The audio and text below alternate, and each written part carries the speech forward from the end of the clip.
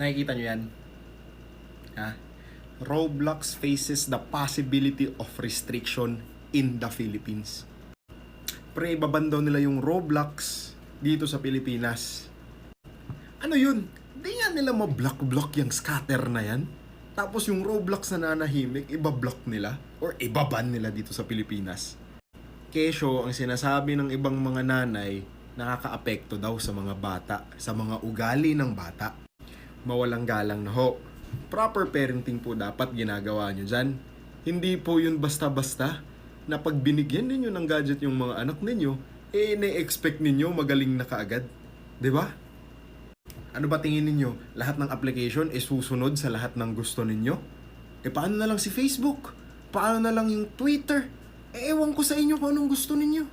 Tsaka unang-una sa lahat, yung pag-uugali ng mga anak ninyo, kayo dapat na mga magulang ang mananagot dyan.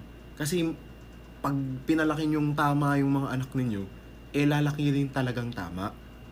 Sinisisi nyo pa sa application, kayo lang din naman yung gumagawa ng mga sarili ninyong problema sa mga anak ninyo. O baka sabihin ninyo, ginagawa-gawa ko lang yan kasi wala akong anak. Meron akong 2 anak ha. Naglalaro pa ng Roblox yung isa. Ang dapat kasi dyan, kung ano yung mga nilalaro ng mga anak ninyo, monitor ninyo. Pag binigyan nyo ng gadget, monitorin ninyo. Hindi yung isa, iaasa nyo na lang sa mga application. Ano kayo?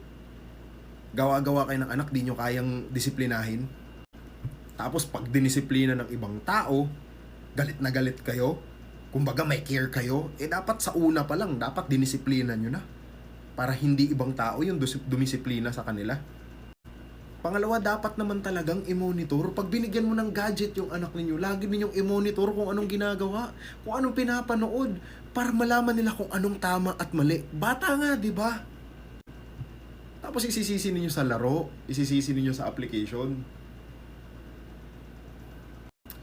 Isa pa tong gobyerno ng Pilipinas, hindi pa nga tapos yung mga issue. Meron pa tayong krisis sa gasolina. Pre, mag-100 na yung gasolina next week.